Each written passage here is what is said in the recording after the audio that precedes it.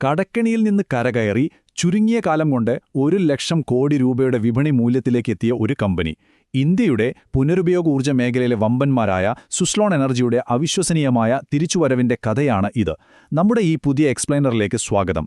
ഒരു ഫീനിക്സ് പക്ഷിയെപ്പോലെയുള്ള അവരുടെ ഞെട്ടിക്കുന്ന വളർച്ചയും അതോടൊപ്പം തന്നെ അവർ നേരിടാൻ പോകുന്ന വലിയ വെല്ലുവിളികളും എന്തൊക്കെയാണെന്ന് നമുക്കിന്ന് വിശദമായി പരിശോധിക്കാം. 2030ഓടെ 500 gigawatt non fossil fuel capacity എന്ന ഇന്ത്യയുടെ വലിയ ലക്ഷ്യത്തെക്കുറിച്ച് നിങ്ങൾ കേട്ടിട്ടുണ്ടാകുമല്ലോ. ഇതൊരു വെറും സർക്കാർ പ്രഖ്യാപനം മാത്രമല്ല കേട്ടോ. നമ്മുടെ കാലഘട്ടത്തിലെ ഏറ്റവും വലിയ ഇൻഡസ്ട്രിയൽ ബൂമുകളിൽ ഒന്നിനാണിത് വഴിയൊരുക്കുന്നത്. ഈ മഹാമുന്നേറ്റത്തിൽ സുസ്ലോൺ എത്രത്തോളം നിർണായകമായ പങ്കുവഹിക്കുന്നു എന്ന് നമുക്ക് നോക്കാം. അപ്പോൾ ഇതാണ് നമ്മൾ ഇന്ന് പ്രധാനമായും നോക്കാൻ പോകുന്നത്. ഇന്ത്യയിലെ കാറ്റാടി ഊർജ്ജ ഭീമനായ സുസ്ലോണിന്റെ ആധിപത്യം, അവരുടെ പ്രധാന വരുമാന സ്രോതസ്സുകൾ, പുതിയ സ്മാർട്ട് ഫാക്ടറികൾ, സുസ്ലോൺ 2.0 എന്ന അവരുടെ വലിയ വിഷൻ, പിന്നെ തീർച്ചയായും അവർ നേരിടുന്ന വെല്ലുവിളികളും അപകടസാധ്യതകളും.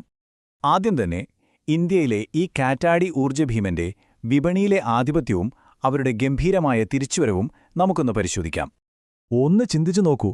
ഇന്ന് ഇന്ത്യയിൽ പ്രവർത്തിക്കുന്ന കാറ്റാടി പാടങ്ങളിൽ 32%, അതായത് ഏകദേശം 1/3 നിയന്ത്രണം സുസ്ലോണിന്റെ കൈകളിലാണ്. ആഗോളതലത്തിൽ തന്നെ 17 രാജ്യങ്ങളിലായി അവർക്ക് സാന്നിധ്യമുണ്ട്. പക്ഷേ ഇതൊന്നുമല്ല ഏറ്റവും വലിയ അത്ഭുതം. ഒരു കാലത്ത് വലിയ കടക്കെണ്ണിയിലായിരുന്ന ഈ കമ്പനി ഇന്ന് കടങ്ങളെല്ലാം തീർത്ത് 1620 കോടി രൂപയുടെ ക്യാഷ് റിസർവുള്ള 1,00,000 കോടിയിലധികം വിപണി മൂല്യമുള്ള സാമ്രാജ്യമായി മാറിയിരിക്കുന്നു. ശരിക്കും ഞെട്ടിക്കുന്ന ഒരു തിരിച്ചുവരവാണിതല്ലേ? ഇനി നമുക്ക് രണ്ടാമത്തെ കാര്യത്തിലേക്ക് കടക്കാം. ഇത്രയും വലിയൊരു സാമ്പത്തിക സാമ്രാജ്യത്തിന്റെ പ്രധാന വരുമാന സ്രോതസ് എന്താണ്? ടർബൈനുകളാണോ അതോ അറ്റകുറ്റപ്പണികളാണോ? ഈ ഭീമൻ കമ്പനി എങ്ങനെയാണ് പണമുണ്ടാക്കുന്നത് നോക്കുന്നത് വളരെ രസകരമായൊരു കാര്യമാണ്. അവരുടെ വരുമാനത്തിന്റെ സിംഹഭാഗവും, അതായത് ഏകദേശം 62%, വരുന്നത് വിൻഡ് ടർബൈൻ ജനറേറ്ററുകളുടെ വിൽപ്പനയിൽ നിന്നാണ്. എന്നാൽ ഇതിന് ശക്തമായൊരു സപ്പോർട്ട് നൽകിക്കൊണ്ട് ഓപ്പറേഷൻസ് ആൻഡ് മെയിൻ്റനൻസ് വിഭാഗം 32% വരുമാനം നൽകുന്നുണ്ട്. ബാക്കി വരുന്ന 6%മാണ് ഫൗണ്ടറി ആൻഡ് ഫോർജിംഗ് വിഭാഗത്തിൽ നിന്നുള്ളത്. ഇത് കൃത്യമായി മനസ്സിലാക്കാൻ നമ്മളൊരു കാറ് വാങ്ങുന്നതും അത് വർഷങ്ങളോളം സർവീസ് ചെയ്യുന്നതും ഒന്ന് ഓർത്തുനോക്കൂ. അതുപോലെ തന്നെയാണിതും. ടർബൈൻ വിൽപ്പന എന്നത് വലിയ പ്രോജക്റ്റുകളെ അടിസ്ഥാനമാക്കിയുള്ള വമ്പൻ ഒറ്റത്തവണ വരുമാനമാണ്. എന്നാൽ അറ്റകുറ്റപ്പണികൾ അങ്ങനെയല്ല. അതവർക്ക് വർഷങ്ങളോളം സ്ഥിരമായി ലഭിക്കുന്ന ഒരു ആനുവിറ്റി പോലെയുള്ള വരുമാനമാണ്. ഇത് കമ്പനിക്ക് നൽകുന്ന സാമ്പത്തിക സുരക്ഷ ചില്ലറയല്ല. സത്യത്തിൽ ഈ മെയിൻ്റനൻസ് വിഭാഗമാണ് വിപണിയിൽ അവരുടെ ഏറ്റവും വലിയ ശക്തി. കാരണം എന്താണെന്നറിയാമോ? ഒരു ടർബൈൻ്റെ പ്രവർത്തനത്തിൽ വെറും 1% ഇടിവ് വന്നാൽ പോലും ഒരു വലിയ പ്രോജക്റ്റിന് ദശലക്ഷക്കണക്കിന് ഡോളറിന്റെ നഷ്ടമാണുണ്ടാകുക. അതുകൊണ്ടുതന്നെ അറ്റകുറ്റപ്പണികളുടെ കാര്യത്തിൽ ആരും ഒരു വിട്ടുവീഴ്ചയ്ക്കും തയ്യാറാകില്ല. ഈ ഒരൊറ്റ കാരണം കൊണ്ട് 90% ഉപഭോക്താക്കളും സുസ്ലോണിനെ തന്നെയാണ് വീണ്ടും ആശ്രയിക്കുന്നത്. ഇനി മൂന്നാമത്തെ കാര്യം അവരുടെ സ്മാർട്ട് ഫാക്ടറികളും വിപുലീകരണവും. തങ്ങളുടെ സാമ്രാജ്യം അവർ എങ്ങനെയാണ് വ്യാപിപ്പിക്കുന്നതെന്ന് നോക്കാം. നിലവിൽ 6.4 ഗിഗാവാട്ടിലധികം വരുന്ന വലിയൊരു റെക്കോർഡ് ഓർഡറാണ് അവർക്കുള്ളത്. ഇത് പൂർത്തിയാക്കാൻ അവർ തങ്ങളുടെ നിർമ്മാണ സൗകര്യങ്ങൾ അതിവേഗം വികസിപ്പിച്ചുകൊണ്ടിരിക്കുകയാണ്. ഇവിടെ നമ്മൾ ശ്രദ്ധിക്കേണ്ട ഒരു കാര്യമുണ്ട്. 2023-ൽ 3 ഗിഗാവാട്ട് ശേഷിയുണ്ടായിരുന്ന അവർ വെറും ഒരു വർഷം കൊണ്ട് അത് 4.5 ഗിഗാവാട്ടായി ഉയർത്തി. ഇതിനായി അവർ ബാങ്കുകളിൽ നിന്നല്ല, സ്വയം ലാഭത്തിൽ നിന്ന് തന്നെയാണ് പണം കണ്ടെത്തിയത്. ഇനി വരാൻ പോകുന്നത് നിർമ്മിത ബുദ്ധി, അതായത് AI ഉപയോഗിച്ച് പ്രവർത്തിക്കുന്ന 3 പുതിയ സ്മാർട്ട് ബ്ലേഡ് ഫാക്ടറികളാണ്. ഈ പുതിയ സ്മാർട്ട് ഫാക്ടറികൾ വെറും അത്യാധുനിക സാങ്കേതികവിദ്യയുടെ മാത്രം ഉദാഹരണങ്ങളല്ല കേട്ടോ. നമ്മുടെ ഗ്രാമീണ മേഖലകളിൽ വലിയൊരു സാമൂഹിക മാറ്റമുണ്ടാക്കാൻ പോകുന്ന ഒന്നുകൂടിയാണിത്. നേരിട്ടും അല്ലാതെയുമായി ഏകദേശം 15,000 പുതിയ തൊഴിലവസരങ്ങളാണിതിലൂടെ സൃഷ്ടിക്കപ്പെടുമെന്ന് പ്രതീക്ഷിക്കുന്നത്. ഇനി നാലാമത്തെ പോയിന്റിലേക്ക് വരാം. സുസ്ലോൺ 2.0 വിഷൻ. വെറുമൊരു കാറ്റാടി കമ്പനി എന്നതിനപ്പുറത്തേക്ക് അവരെന്താണ് ചിന്തിക്കുന്നത്? നിലവിലുള്ള ഈ കാറ്റാടി ഊർജ്ജ കമ്പനി എന്ന ലേബലിൽ നിന്ന് ഒരു സമ്പൂർണ്ണ പുനരുപയോഗ ഊർജ്ജദാതാവായി മാറാനാണ് അവർ ലക്ഷ്യമിടുന്നത്. ഇതിനായി ഉൽപ്പാദനത്തിൽ AI, റോബോട്ടിക്സ് എന്നിവ കൂടുതൽ ഉൾപ്പെടുത്തുന്നു. ഒപ്പം സോളാർ എനർജി, ബാറ്ററി സ്റ്റോറേജ് എന്നിവയും തങ്ങളുടെ പോർട്ട്ഫോളിയോയിലേക്ക് അവർ കൊണ്ടുവരികയാണ്. കൂടാതെ 2030ഓടെ തങ്ങളുടെ മുഴുവൻ ഫാക്ടറികളും 100% പുനരുപയോഗ ഊർജ്ജത്തിൽ മാത്രം പ്രവർത്തിപ്പിക്കാനുള്ള വലിയൊരു ലക്ഷ്യവും ഈ സുസ്ലോൺ 2.0 വിഷന്റെ ഭാഗമായുണ്ട്.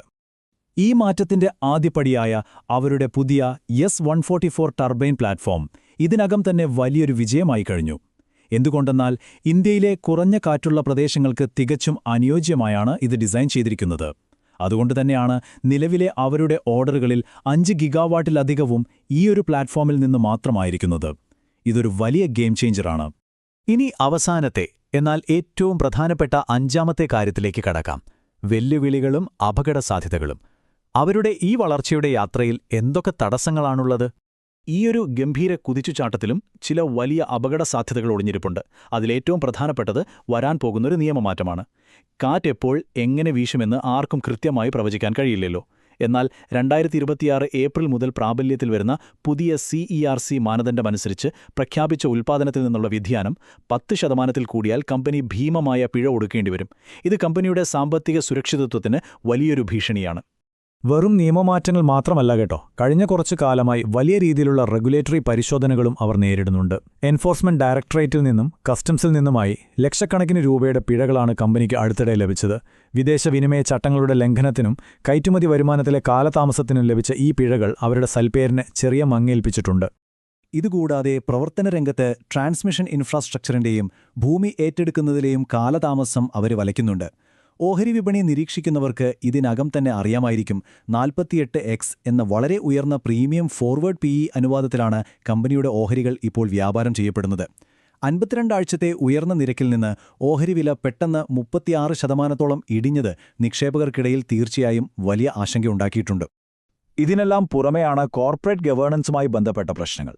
കോർപ്പറേറ്റ് ഭരണത്തിലെ പോരായ്മകൾ ചൂണ്ടിക്കാട്ടി കമ്പനിയുടെ സ്വതന്ത്ര ഡയറക്ടറായ മാർക്ക് ഡെസഡലിയർ അപ്രതീക്ഷിതമായി രാജിവെച്ചത് കാര്യങ്ങൾ കൂടുതൽ സങ്കീർണമാക്കി. നിക്ഷേപകരുടെ വിശ്വാസം നഷ്ടപ്പെടാതിരിക്കാൻ ഇപ്പോൾ ഒരു എക്സ്റ്റേണൽ ലീഗൽ റിവ്യൂ തന്നെ കമ്പനി ആരംഭിച്ചിട്ടുണ്ട്.